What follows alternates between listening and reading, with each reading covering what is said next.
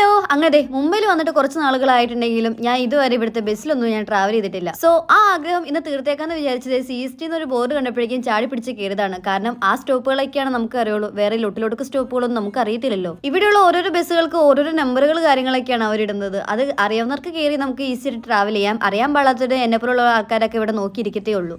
ഇനി അങ്ങോട്ടേക്ക് എന്തായാലും കയറി പഠിക്കണം.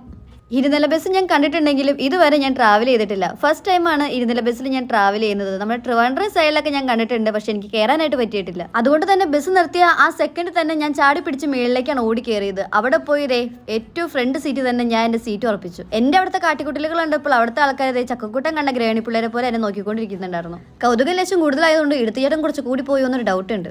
അങ്ങനെ CST എത്തിയപ്പോഴേക്കും ആ കണ്ടക്ടർ എന്നെ അവിടെ നിന്ന് ഇറക്കി വിട്ടു. ആ കാണുന്ന ബസ്സിനാണ് ഞാൻ വന്നത്. അങ്ങനെ CSTയുടെ കുറച്ച് നേരം തേരാപ്പാര അങ്ങോട്ടേക്ക് നടന്നു. പ്രശ്നം ഇതൊന്നുമില്ല, തിരിച്ച് റൂമിലേക്ക് ഇനി എങ്ങനെ പോവും എന്നുള്ളതായി അടുത്ത ഡൗട്ട്. ഏത് ബസ് കയറണം?